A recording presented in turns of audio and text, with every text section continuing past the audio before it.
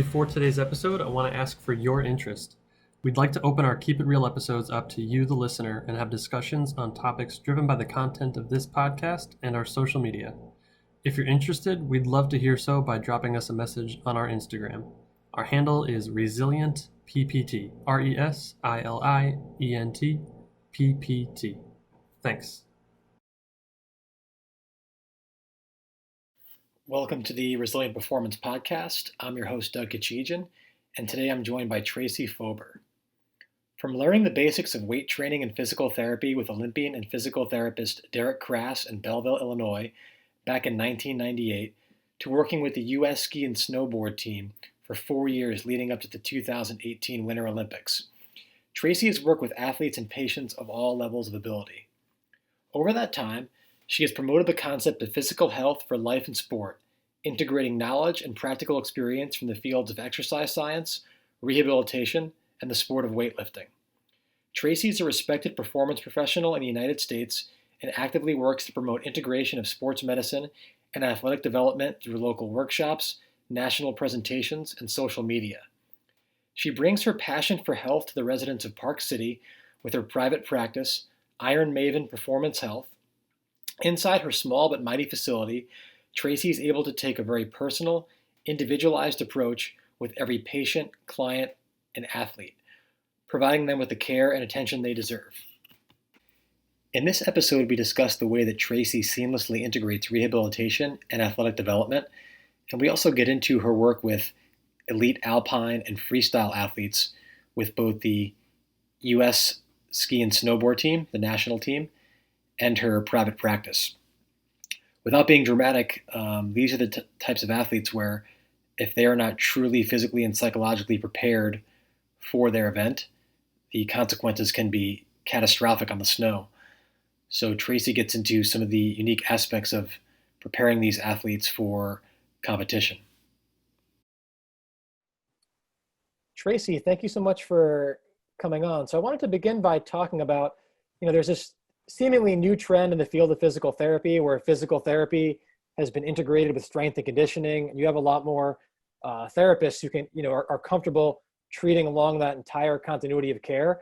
I think it seems like it's new because with social media, there's just more awareness about that kind of stuff. But this is something that you've been doing for a very long time, even before it was the thing that it is now. So can you just talk about kind of your evolution as a clinician, and at what point in your career you began to realize that there is this kind of seamless continuity between strength and conditioning and rehab?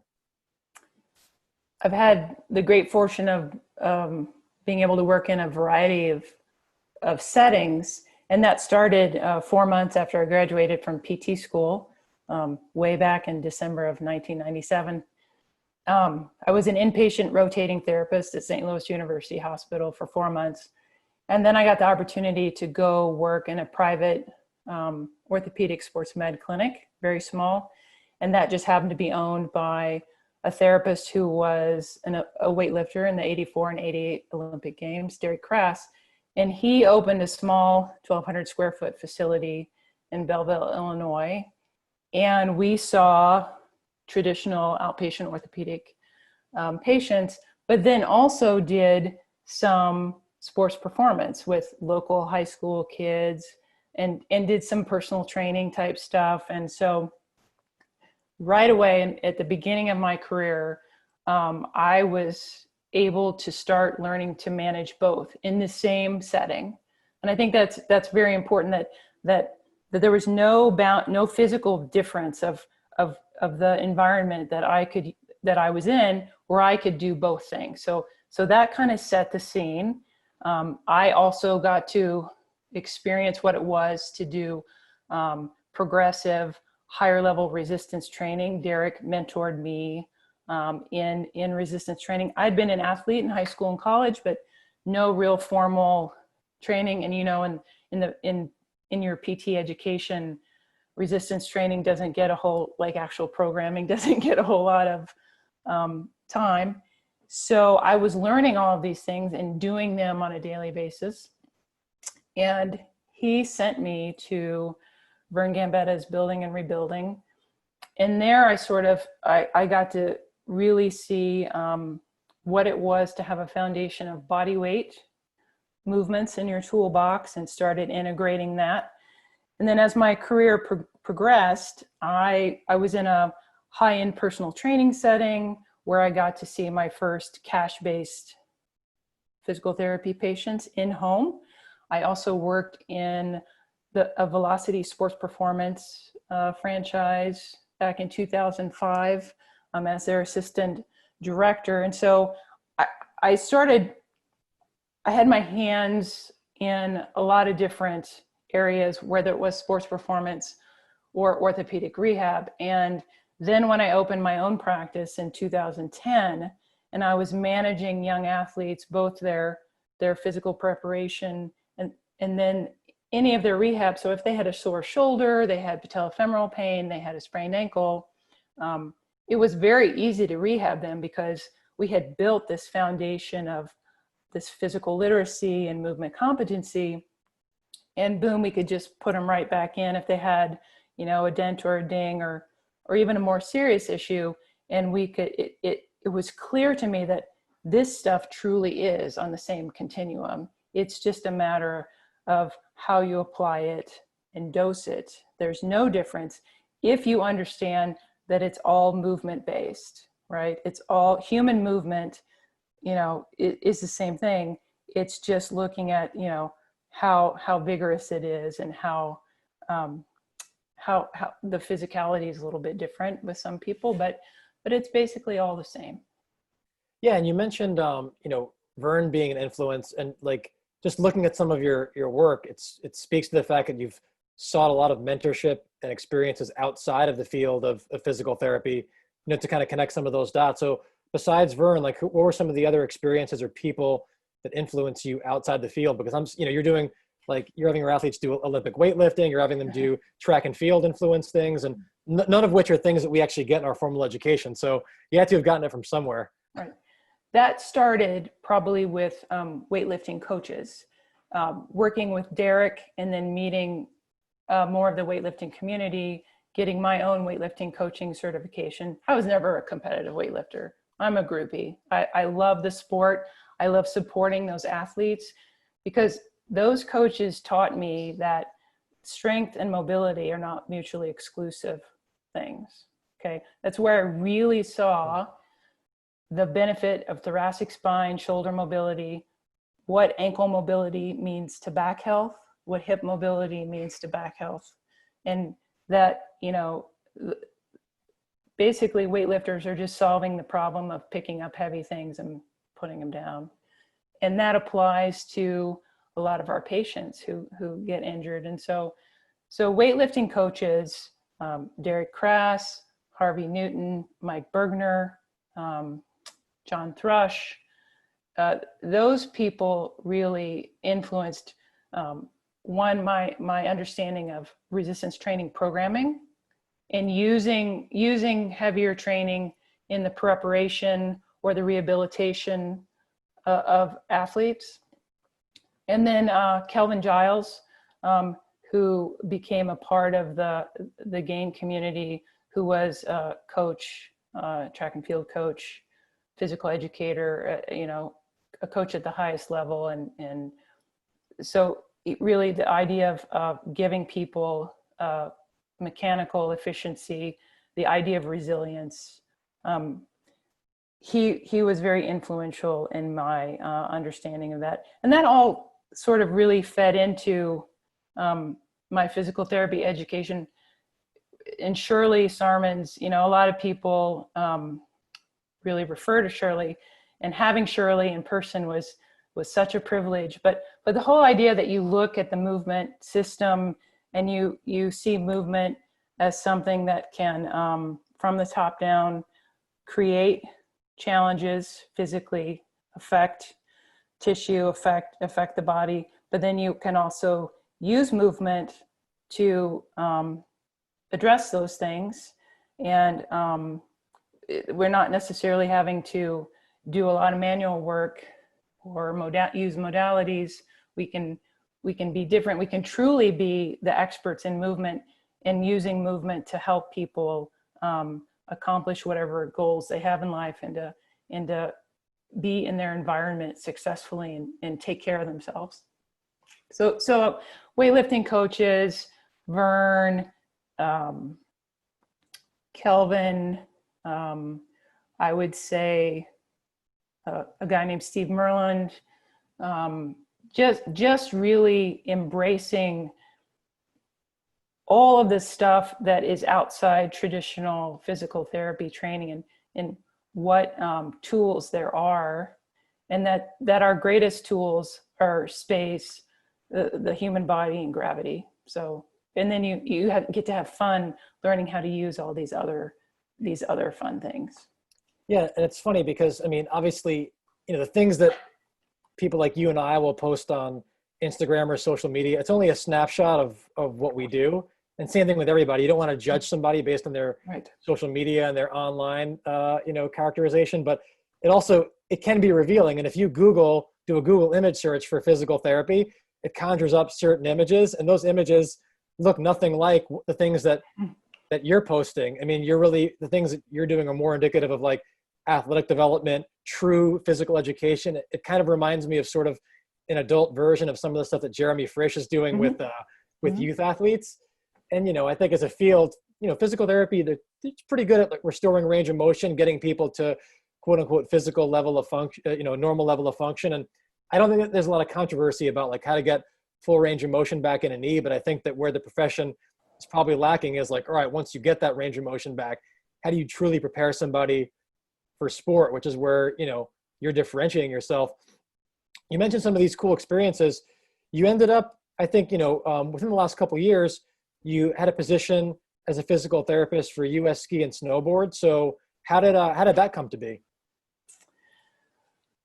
That came to be through some connections with the coach, Mike Bond. He was in the Gain Network.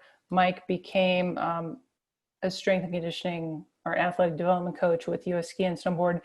And then they ended up needing a strength coach for women's Alpine. And the job opened in March of 2014. And I thought, hey, what the heck, I'm going to apply. And very fortunate to be hired. So I was hired by US Ski and Snowboard as an athletic development coach. Okay, not a physical therapist.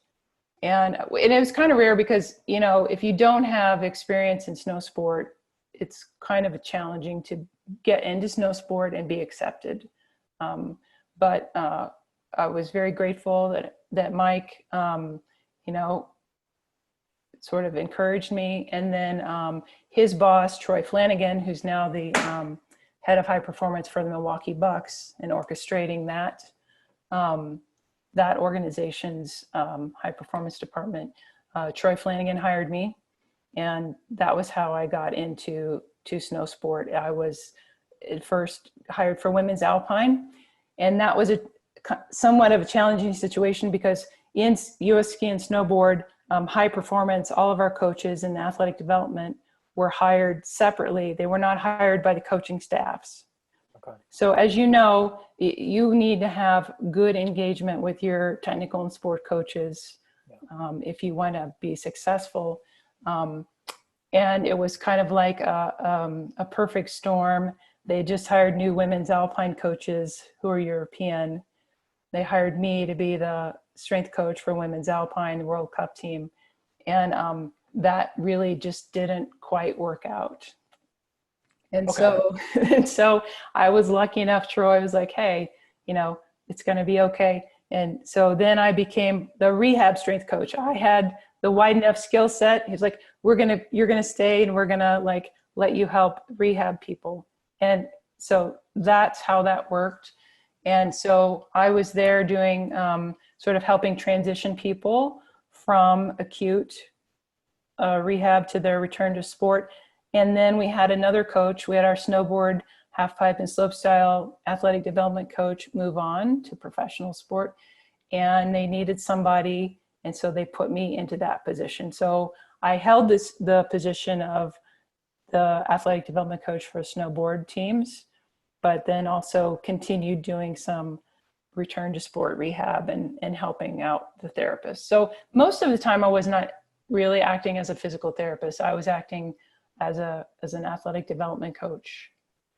That's interesting. And that's what I was going to ask you, because when you were hired, you had this physical therapy credential, Yes. license.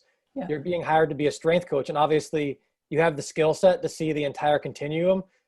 So was it difficult to just like wear a strength coach hat and then just pretend that you're not going to delve into the medical side of things? It's a weird situation to be in.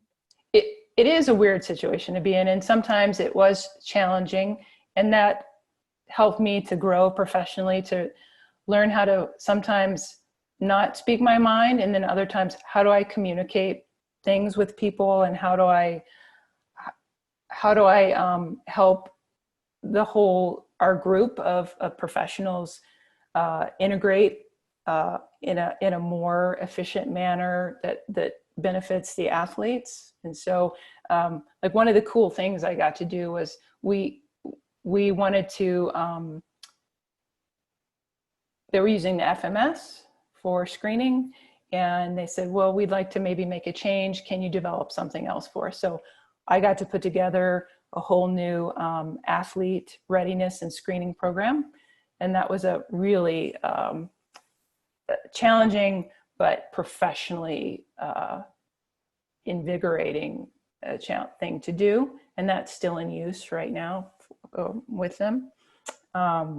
So it was hard, but there were opportunities for me to use the whole extent of my skill set.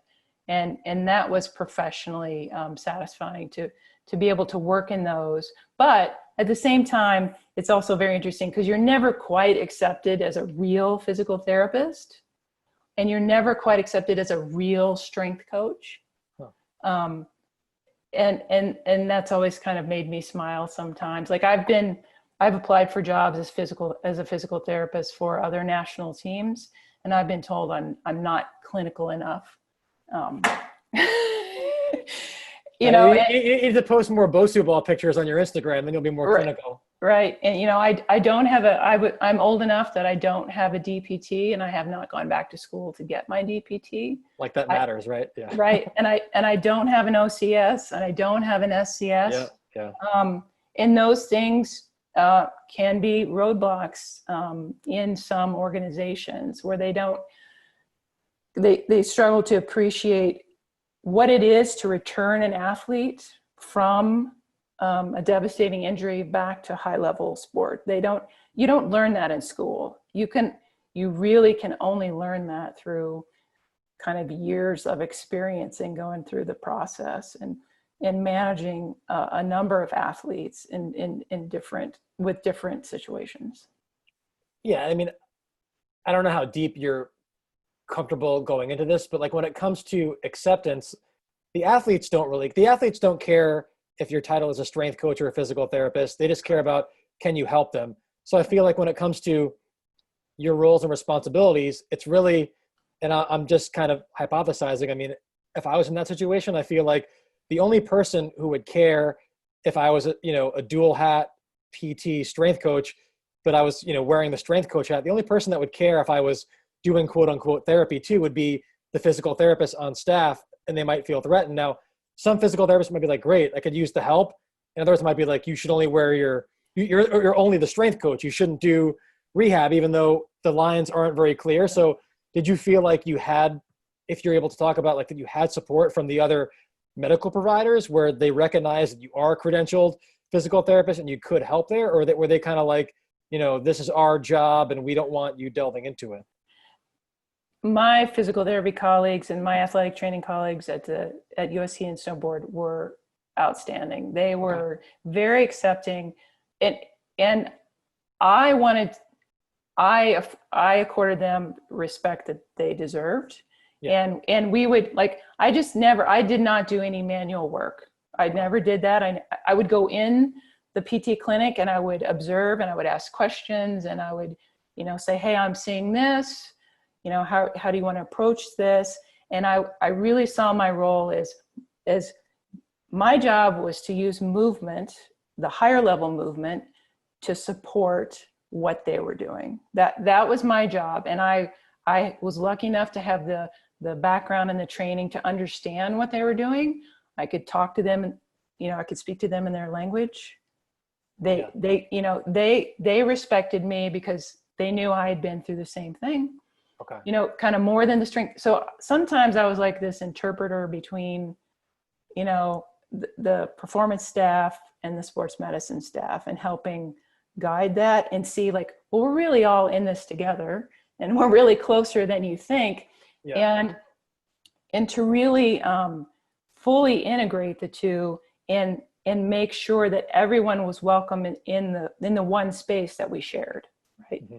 And making sure that people understood language. And so we would have in-services about resistance training, and making sure the therapists and athletic trainers understood the equipment that was available to them, and they weren't afraid to use the barbell, they weren't afraid to use the hex bars, and that they understood the programming behind like how we might do that. I mean, that was really cool. There were some great things that we did there, and to really try to make sure that our processes of like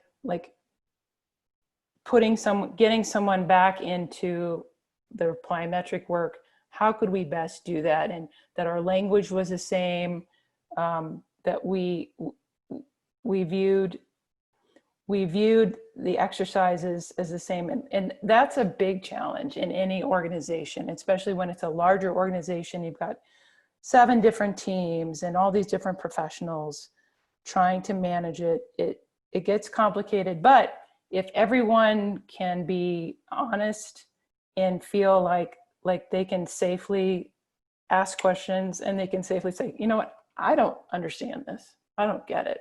Why do we do this? And then you have those conversations, right? And you're always keeping in mind that you have to have your coaches as part of the process. And then the athletes it is going to be, athlete centered. And that's the most important thing at the end of the day. But it was a challenge, but I just wanted to make sure that I made them know that that I respected them. I knew exactly what they were going through, and I was there to help them and to sort of like expand their capacity with what we were doing outside of any treatment sessions that they were doing with the athlete. Okay. Yeah. I mean, that situation kind of speaks to how some of, like, even obviously people have to have titles generally, but how some of those titles are kind of antiquated, because there's also strength coaches that are very comfortable with all but the very, very acute rehab. And so it's, in an ideal world, I guess people would you'd hire professionals with various skill sets and just empower them to utilize their skill set, because the titles, I think, can often create more, unnecessary conflict. But yeah, that's a pretty interesting story. I mean, and then even if internally you get along, there can be politics from outside your team. So there's a lot of layers to this. Yes.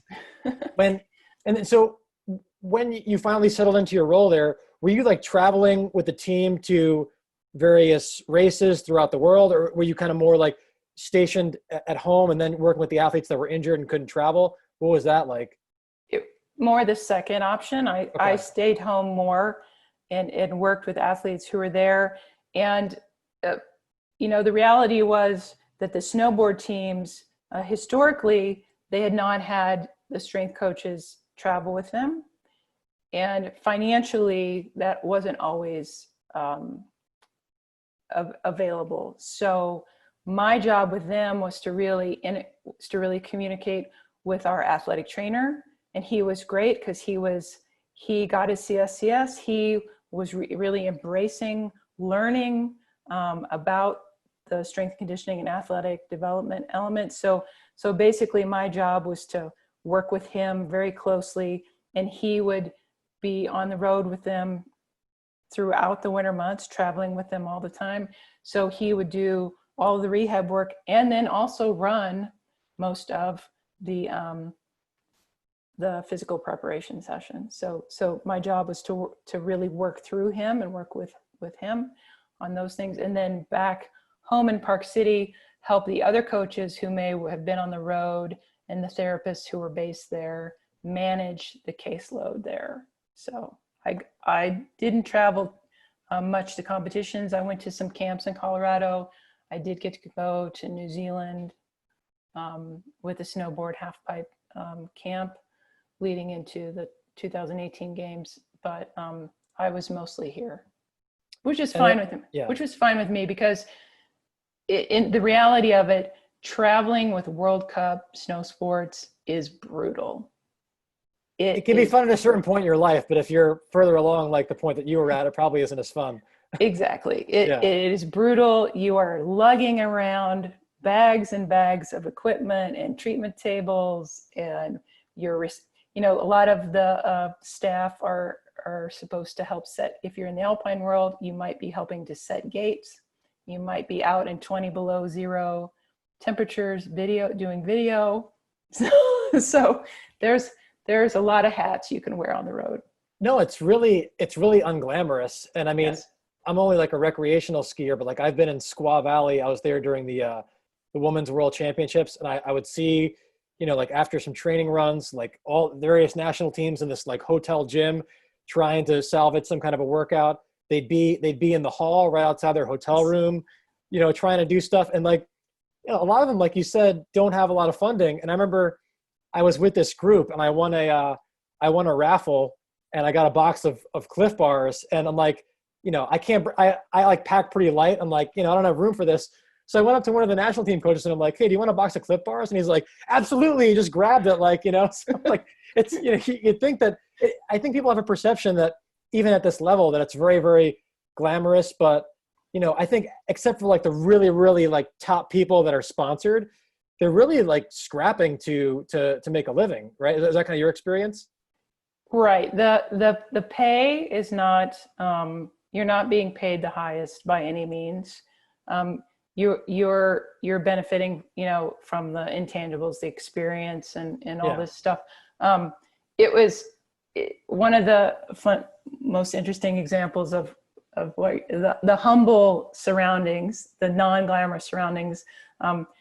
When the Free Ski and Snowboard World Championships were here a couple years ago, I went up to the Park City Mountain Lodge and talked with Jeremy Shepard. Do you know Jeremy? I know of him, yeah. And so working with the Canadian Snowboard, and he's in the lodge with his sports medicine person, and they're working with two athletes, literally laying on the lodge tables. They have very little equipment. They've got a yoga mat and they've got maybe a foam roller and, and some tape and stuff. And he's helping his athletes get warmed up, and the physio is helping hold them together. And they're, and the lodge, one of the lodge employees comes in and says, hey, you got to move because we got these kids coming in to eat lunch. You got to get out of here. I mean, You're finding any nook and cranny you can that has some proximity to the competition venue, because you're staying way over here. And then at night you're doing treatments in your condo where the four of you are staying. You've got your assistant coaches, you've got your athletic development coaches, your sports medicine people, all crammed into this tiny condo. You've got to go to the grocery store, buy food, you got to cook for yourself, and you got to be on budget, because most of these Olympic sports, they do not have high budgets. So it's not a glamorous life. If you're working for someone like Michaela Schifrin or Lindsey Vonn, and you're and that athlete is your only responsibility, then you might be in a little better setting, but you're still under great stress. The travel is really challenging, and the schedule is demanding, because you're expected to be outside at the training venue, and you're up early, and then you're working late to try to fix any issues that came up that day, and then prepare them for the next session or the next competition. So it's 24/7 job. 24/7. Well, that's what I was going to ask you. Like, some of the top performers, was it the kind of thing where like everybody in the national team was sort of required to do, work out with the strength coach, or did some of the top people bring in their own staff and they were kind of like running their own sort of camps on the side? It varies from discipline, Okay. and it varies with the coaches. So our cross country teams, they're all together. They train together, they eat together, they live together.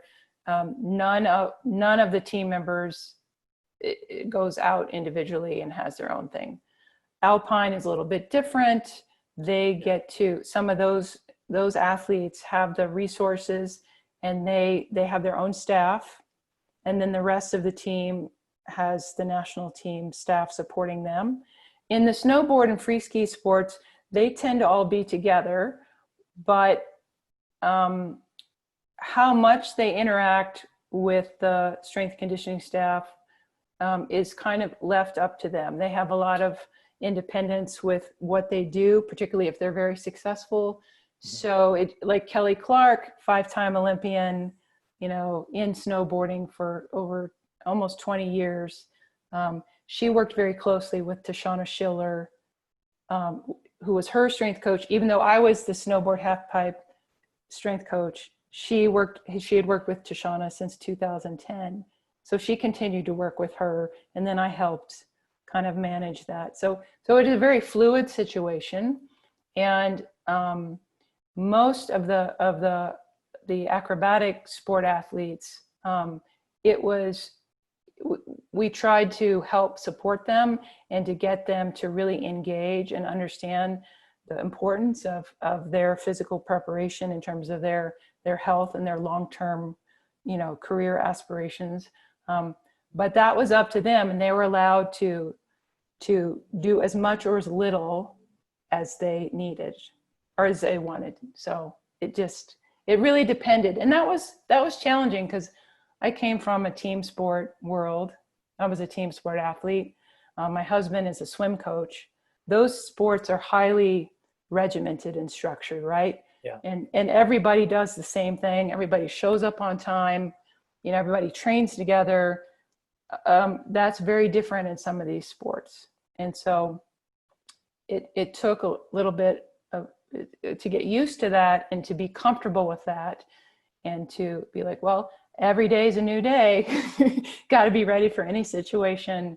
Got to be open to helping people gradually, and I couldn't force anything on anyone. I had to get them, as Jeremy Shepard so wonderfully says, you want to not just get buy-in, but get engagement. You want to really get them to value what you do, and show them that we're doing all of this so that you can do your sport better. This isn't, we're not trying to do this just to make you sore or to embarrass, this is for you, and we're going to make it for, we're going to tailor it to your needs. And I'm going to win your trust, and we're going to do this together. I'm not just going to impose this on you. Yeah, and that's interesting, because there's obviously like a huge variance in some of these snow sports, and I feel like the alpine racing is a little bit more formal, and I think that strength and conditioning has been a part of that culture for much longer. Yes. In some of the freestyle sports, was it hard to get buy-in? Because in some of the freestyle sports, it's a lot. I think what makes some of those athletes so amazing and creative is that they don't do things in a regimented way. And, they just, like when they're young, they just go to the mountains and they kind of play and they find things to jump off. And then to go into like a really formal environment where it's like, now you've got to lift weights and do squats. Did you find that it was, you had to kind of tailor your communication style differently depending on who you were working with within that subset of populations? Absolutely. You have to learn to be very open to them, to help them be comfortable, because seriously, there were a lot of these young people who they were intimidated by the weight room. They didn't want to be there. They want to be outside. They're very expressive, very physical, but most of them had been unstructured for their entire career. Yeah. Okay. They have a lot of say in how long they train, when they train, what conditions they train. So telling them to be in the facility from 2 to 3:30, dressed and ready to go, that sometimes was a struggle. So you had to really kind of help them feel the value in what you were doing, whether it was a simple warm-up or 4 movements to help them make sure that their knees didn't hurt after their training runs and stuff like that. And if you could get them to see, like, you know what, hey, I feel better. I can train in the half pipe longer. I'm not feeling as beat up. Then they would start to get it. And if you would say, like, look, I'm going to give you these things you can do by yourself. We're going to do them at 4:00. Nobody's going to be here. You don't have to worry about anyone watching you. Nobody's going to make, because culturally, the fact of the matter is that sometimes some of the alpine athletes would say things or intimidate some of the freestyle athletes. And so, because you are correct, alpine skiing has a rich tradition of resistance training and preparation and conditioning. And they're hard asses, and if you say we're running through the brick wall today, they're like, okay, let's do it. They lift heavy. It's like the football of the college sports setting. Okay. They lift heavy, and they're the top dog. So when you have the acrobatic athletes and the freestyle athletes, there's a lot of cultural tension sometimes. Yeah. And then sometimes we would have the best relationships, and sometimes individual athletes would really connect and mentor each other and help each other learn. And that was great when you could facilitate that. But then on the other side, you had to respect where the freestyle athletes were coming from. What was the history of their individual coaching and upbringing? And then what was their team's culture, and how did their coaches sort of talk about preparation? And so those were barriers to really overcome and work with. The alpine community is very interesting. You asked me if there was one topic that I'm really kind of engaged by right now, and that's young alpine ski athletes. And there are just so many of these athletes who are, they lift heavy, they lift too heavy, they're conditioned to death. They're seen as miniature professional skiers. Oh yeah. And it just is hard for me to watch. I can't tell you the knees and the backs I've seen just get. What age are we talking? Like, how early are they starting doing this? 14. Okay. 14 to 18, and to have kids come to the national team setting and be terrified to back squat because they already had herniated discs. My coach wanted me to start with 165 pounds. This is a 145 pound 17-year-old female. This is what we start with, 165 on the bar. That's no matter what. Like, that's my warm-up set. Yeah. There is no warm-up. So if it's, like I said, it's very similar to football, and you have the sport coaches running a lot of the conditioning sessions. Oh yeah. And there's very much the mentality of, if it's hard, it must be beneficial. Heavy is good. There's not a lot of patience to really train lightly, and there's not a lot of appreciation for body weight work leading up to that. And all of these athletes are risk takers. With the they'll do it. Yeah, they'll do it until they can't. Yeah, absolutely. They will, and they firmly believe that if it's not painful or it's not burning, it's probably not beneficial.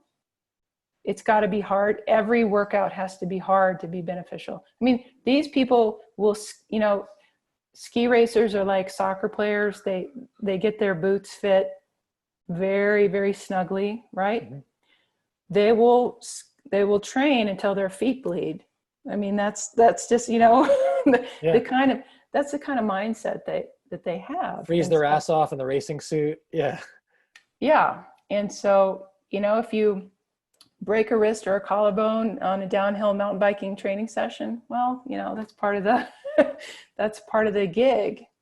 And so it's just I think there can be a lot of change in the preparation of the long-term athletic development of snow sport athletes. On the snowboard and free ski side, they need a little bit more preparation. They're becoming professional at such a young age, right? They're 16, 15, 16, 17, 18. We need to help support them and get them to be into the idea of their training as self-care, not just getting strong or whatever, because that won't fly with a lot of them. And then on the alpine side, we need to be more patient and put less emphasis on heavy training and hard training, and teaching them how to move as athletes. There's some interesting things about these sports. These are not gait related sports, right? These aren't athletes who run for a living. Right. Their feet are locked in these bindings, and they slide around. And so some of the things that hold for the majority of athletes don't really hold for these people. And so we try to figure out, where do we spend our time? How much basic running mechanics cutting do we do with them? Because they do use running in their preparation a little bit, but they don't run for a living. So how do you prepare these people? Where do we need to go from the general to the specific? And then, their sport places tremendous forces on them. Yeah. They have to be strong. They have to be resilient, but we can't break them in the process. How do we do that carefully? How do we manage those loads? And when they're young, we have to be patient and give them time to develop, because they just won't survive. Well, and that's one of those timeless debates, right? Of like, how specialized do you need to be? Because you can make the argument, well, they don't run, they're locked in a ski boot or in a binding. But at the same time, these board sports or these snow sports usually require you to specialize pretty early. Like, you don't see people who started skiing at 12 years old making it to the Olympics. You can't just get by on athletic ability alone. It's very technical. And if people have never had that general athletic base, then maybe, even though like running isn't that important, I'm not saying you've got to make them like an elite track athlete, but maybe like teaching them how to skip and how to run and do some lateral change of direction work where their ankle like actually has to articulate. Yes. Like, I feel like maybe that's, I don't know. My instinct would be that I would give them the least specific stuff possible, because they're on snow so much. Like, do you really need to do things that mimic skiing or snowboarding in the weight room? Like, do general strength work, things everybody does, squats, deadlifts, and then just like have them be like an athlete. And in the case of a youth athlete, like have them be a kid and learn to do kid things. Right. And that is the struggle, because there are more and more sport coaches who, the kids are on snow more often, with the exception of this year. Yeah. They're traveling all over the world chasing the snow. And then they are trying to replicate their sport in the gym. They're on unstable surfaces in their ski boots. Right. Which the snow isn't even unstable, actually, but yeah. Right. Exactly. Yeah. So, unless you're in an avalanche, Yeah. Right. It was like, we're going to slack line and we're going to stand on this Swiss ball, and we're going to wear ski boots on this. And you're like, what's going on? And so, and that's a mindset that we, as athletic development professionals and sports medicine professionals, have to try to help them understand that these athletes need to develop as athletes, general athletes first, and that will support their infrastructure to manage the special skill that you develop on snow. So like I have two ski racers right now. One was fortunate enough to, he was a ski racer. He played lacrosse. He got his black belt in karate, and he is a very well-rounded, athletic individual who ski races, very robust. I have another individual who played some baseball, but has mostly been ski racing. And then also physically is a physical later developer. So from a durability and infrastructure perspective, I think he struggled because he didn't have as robust he didn't get to sample as many sports and be as robust as some of the other individuals in the community. And, ski racing is a wealthy sport. And so, if you're 12 and 13 and your parents can send you to Chile in August, and then they can send you to Europe in September, and then you go to Colorado in November, and then you travel the United States the rest of the winter, and then you go to Mammoth in May. And so you're maybe off snow 2 months out of the year. It's incredible. So they can be skiing all the time in normal times. Yeah. And so the opportunities and the windows that we have to actually give them those other experiences, whether it's the ability to play other sports or to just kind of help build their bodies. It's getting more rare and rare because there's a big push to really get into the ski racing scene and be on snow all the time. Yeah. It's a big challenge. Can you speak to, because I think that if you understand movement, it really doesn't matter what type of athlete you're working with. And the reality is, this is just my opinion, I don't think that we're creating better skiers, so to speak, but people like you and I are giving them the physical potential to manifest that skill so that they don't have a physical limitation that prevents or precludes skill development or, capacity, like on a race course. We're giving them just like those buckets of physical potential. But at the same time, there is something unique about these snow sport athletes because there's a huge confidence component. And I thought it was funny that you mentioned the freestyle athletes, like they're willing to go off a half pipe or do 10 flips 100 feet in the air, but they have anxiety about squatting for the first time in front of somebody. So it shows how this anxiety is so context specific and performance specific. But I would imagine that these athletes probably taught you something about even the mental side of preparation, because it is different. If you're not physically prepared for a basketball game, you'll lose the game. You might even get hurt. But if you're not totally locked in, on an alpine ski race, and you catch an edge, it can be totally catastrophic. Yes. So, and I would imagine that in a snow sport scenario, there's even less room for false confidence. If somebody has crappy rehab, they're going to know right away, they're not going to even make it to the race. Because in a training run, it's going to be I don't have that gear. Whereas I think that you can be not fully rehabilitated in even some team sports and kind of get away with skill and have strategy and tactics and the team carry an individual sport that you're dealing with on the snow.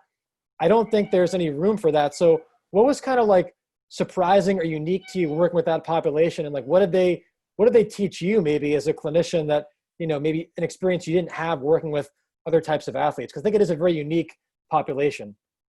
It was a very sobering thought to realize that the athletes I was working with here in Park City could very well be risking their lives. There are people who have died in the half pipe. There are people who die in these sports. Yep. Okay. And so you have to be very respectful of if they don't feel confident, that you don't ask them to be in a situation where they don't feel confident. So, and the joke kind of is, well, I'm not feeling this stoke today. And it's so, they know that you got to take the risk for it. They know. So it's and you have to respect that and maybe say okay, well, then let's work on this. Okay. But we're not going to work on our hardest tricks, but we're going to work on this, and we're going to still use the time well. One of the fun sort of episodes I was working with some rookie snowboard half pipe female athletes. They were 17, 18 years old. And we were doing 14-inch alternating jumps using a box, okay? And one said, one of the athletes looked at me and said, "I'm scared of these." And I looked at her and I said, your sport is in a 22-foot half pipe. You go off the walls of icy walls of 22-foot half pipe, and you do backflips, and you do all kinds of tricks, and you're intimidated by this 14-inch box? And she said, yes. And I was stunned. I was just stunned at that, and it really hit home to me that, context is king, right? And environment matters, and your comfort level and your experience, your movement experiences matter. And yes, these individuals will stop on a bridge and do a backflip into the river below and the reservoir below and think nothing of it, but they will be intimidated by maybe doing spectrum squats in the weight room. And so you just have to be gentle with how you introduce things, and you make them comfortable, and then you get to watch them do amazing things in the air, and you marvel at how they can overcome, an aerials athlete who's at a World Cup event, and her coach said, okay, in order to try to make the top 6, you're going to do a full, double, full for the first time in your life. And her binding had just broken. They literally duct taped the binding back. And she went off the jump and she almost landed this. But, the reality is she could have really hurt herself. Yeah. And that is a sobering thought. And you just have so much respect for these people. And then when they decide to retire, multiple concussions. If I know someone who's had 5 ACL surgeries. 5? 5, 3 on one knee and 2 on the other. Multiple foot fractures, bilateral calcaneal fractures from landing in the flat bottom of the half pipe. That's a fun rehab, right? Bilateral Achilles tendon ruptures. And who knows how many concussions. And that's a very scary thought, that we don't know what our freestyle athletes are going to be like in their 50s. Right. And as we look at football, and we're seeing some of the stuff coming out of bobsled and skeleton. Did you see the article in the New York Times about the bobsled? Oh, there's a recent article in the New York Times about suicides and head injury and CTE potentially in bobsled and skeleton sliding sport athletes. We don't know what their brains are going to look like into their 40s, 50s, and 60s. And that really makes you step back and think, like, why are we doing this? And, how safe is this? And how long should you do this? And when is it time to call it quits? And we got to help support them to be ready to make that transition. Because, it's a matter of their long-term health. And you can play volleyball and basketball for a long time. And those were my sports, and I love those sports, but you're probably not going to die. Right. You're not going to have a head injury probably, and you're not going to risk breaking your neck most days. Yes. So. And you can tear your ACL in those sports, but you're not going to do it going 90 miles an hour where your binding breaks in half and your head's hitting the ground and you fracture your pelvis at the same time. Those are real scenarios that people have to come back from, and it just makes you take a pause when you think about that in those terms, and you've seen those incidences, and you're like, okay, we're gonna do this, but I totally understand if you make the decision not to, that's going to be okay. That's going to be, nobody's going to blame you for, deciding to choose your health over, over trying to win another medal. Nobody's going to blame you for that. And that's okay. In my experience with the ski and snowboard national team athletes, I got the chance to really see the benefits of sports psychology and how much a good sports psychologist can help an athlete, and the importance of the performance team, the dietitian, the chef, the physical therapist, the athletic trainer, the sports psychologist, the education person who's helping them manage their real life during their competition life, and then trying to get them ready for after that. All of those people working to support these young people and keep them safe and keep them going, and in keeping them confident and looking out for their mental health. And we're seeing a lot of things come out right now in the media about athletes who are incredibly successful and highly skilled, and they're doing this while having mental health struggles. And that's a really just, sobering thing. And we as physical health providers, we're kind of on the front lines of helping identify that sometimes, and trying to communicate that to the other people in power and say, like, hey, I'm seeing these things. We need to intervene here, and we need to protect this person, because there's some big challenges going on right here. Yeah, and I think that's the balance. It's the same thing like as physios that we face, right? Because in any kind of like a technical sport where biomechanics are an emphasis, it's very easy to pathologize things that don't matter. And I think from a performance standpoint, not a clinical standpoint, in psychology, it's like if you're meddling with an athlete that already, like, that's not a limiting factor in their performance. It's kind of like one of us trying to mess with a golf swing or something. It's like, if it's working, do you really want to meddle unless it's a problem? But from a clinical and like a truly mental health standpoint, if there's like a pathology that's irrespective of performance, 100% like that mental health support needs to be available. I'm glad that teams are doing it, but it's always like, and it's not limited to psychology or physical therapy, but any well-intentioned provider, there's always like are we naively intervening in something that doesn't need to be intervened with?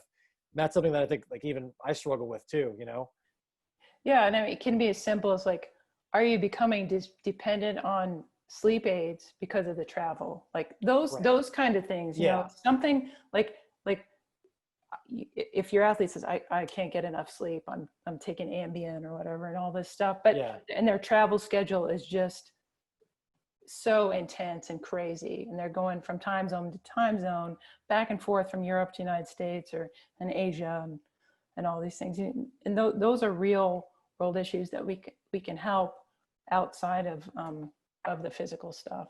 So as far as like the physical stuff goes, I mean, because there's obviously from a confidence standpoint, like there's a seamless relationship between the physical and the psychological, especially coming off an injury. Like you're not going to be confident going off a half pipe if you're worried your knee's going to buckle when you land. What are some, whether it's like with the national team or even like that you use yourself in your own clinic, some physical benchmarks that you think are important where you could say, okay, I think this person is safe. I know it's somewhat individualized, but like some just general guidelines of, I think this athlete is safe to return to the snow. I don't think that it's going to be a physical issue that limits him or her. So with my ski athletes, I've really, I use leg circuits a lot, because they kind of traverse all of the single and double leg elements, full range of motion, ballistic, basic strength. I have come to use pistol squats and TRX assisted pistol squats to take, like, for anyone who has a tibial plateau fracture or a patellar tendon issue, we can really sort of look at the integrity of the entire joint through full range of motion, because we know those athletes get what we call in the back seat sometimes. So we're going down through there. So those are a few of the things, using some higher rep rear foot elevated single leg squat, potential assessments, but the leg circuits and some of the what we would call some bounding jump puzzles. Those, looking at those, I think are some of my return to, or readiness to train, readiness to compete, sort of assessments. I'm not a Luddite. I like technology, but in my own clinic, I've used force plates. I don't have any force plates. I don't even use any E-stem. Some of my athletes will buy the Power Dot things and they'll use it, themselves. I own one Compax, but I kind of, I've gotten away from a lot of modalities and stuff. And I need to be better at using more objective testing. Like I need to have like some kind of strain gauge, or I'd like to have some Pasco plates, or doing some type of objective assessment of probably post-surgical strength, particularly some lower extremity knee related strength stuff. Right. That's one of my my deficits right now. But the movement stuff, I think I've got that down pretty well. So I would say bounding, hopping stuff, leg circuits. And you've got videos of all that stuff, because I've been watching it. I'm like, this looks kind of fun. I've got to try it myself. Yeah. Yeah. So I'm trying to put some ideas out there, help people find the practical things that can help round out and make their assessments more robust for whatever sport athlete. I think it's really cool. Like at this point in my career, I'm really a generalist. I'm supporting professional Ironman triathlete, professional baseball pitcher who's been through 2 Tommy John surgeries, ski racing athletes, ages 14 up to 70. I feel like I can manage a lot of different people. I don't have a lot of specific, real in-depth management of acute things, but when it comes to return to function and return to high level training, I can pretty much manage I can manage most things. And I really, even though I'm not a good skier, I didn't learn to ski until I was in my late 40s. And that's really intimidating. Yeah. But I respect so much what those athletes do. And it's really intellectually fun to work with those athletes and help them find their physicality again. And then it's also fun to work with throwing athletes. And it's also fun to work with the ultimate endurance athlete and helping this professional Ironman triathlete learn to do, she couldn't jump rope. She was a high level distance swimmer as a young athlete and a collegiate athlete. And so we're trying to manage some thoracic outlet, and we're trying to help her. She's a killer on the bike and killer in the water, but the run, that's where we got to work on the run. And so we're working on basic running mechanics, to support her ability and her capacity to, cut a few seconds or a few minutes off of her marathon time in the Ironman world. And so it's super fun to be able to be with all of those people and enjoy all of their sport movements and marvel at what they do. I agree. I think the variation is much more enjoyable, and I'm glad I work in a setting where I have that. Like, I don't think I would be as fulfilled if it was like just work with one kind of athlete. Well, we're coming up on time here. Where can people learn more about the work that you do, and like find you on social media and that kind of thing? I'm pretty active on Twitter, so you can find me on Twitter at Iron Maven, and then on Instagram I am just Tracy Fober, all one word, at Instagram. I do have an old blog that I've been doing since 2006 called A Philosophy of Strength and Health. You can sort of see my progression through the years and some of my ideas through the years there. And I currently own my own practice in Park City and have a website for that business, which is at www.ironmaven.net. And then I guess I'll announce it here that will be changing soon. I'll be sort of I'll be shutting down my physical space within the next few months, and then transitioning to maybe more consulting, and then we'll kind of see what happens over the next few months. But I'm very interested in helping young athletic development coaches in whatever setting, and then young rehab professionals expand their horizons and take what they got in their schooling and all of their higher level certifications and give them real world examples of what you can do, and how you can simplify things to do very complex, to help heal complex problems and address complex systems, that you don't have to, you want to use technology to inform what you're doing, but you don't want to become dependent on it, right? Yep. And get too sort of swayed by it or whatever. But how do you manage in this world? Because I think you and I probably came up in a time that was a little bit simpler. I feel old when I say that, but before the internet, a little bit before all force plates, before velocity-based training, before all of that, and there's just so much information and so many outlets. They're just bombarded with stuff. And how do you sift through what is useful? And I really admire what you've been doing in terms of taking wisdom from non-exercise science and physical therapy people and bringing that into the profession, because you need to be a student of learning and a critical thinker, not just a slave to what you learn in school, right?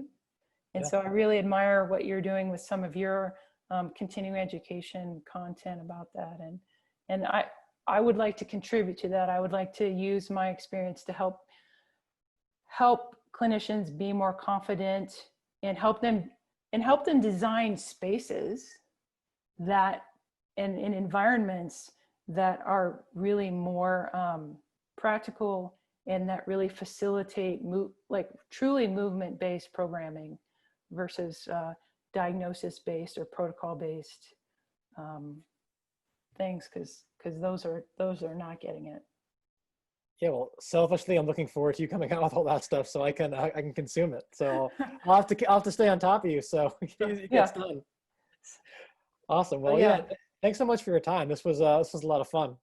Well, you're welcome. I appreciate the opportunity, and look forward to chatting more over the long term and kind of seeing how things play out, because it's an interesting time right now, and we're both going through some interesting challenges.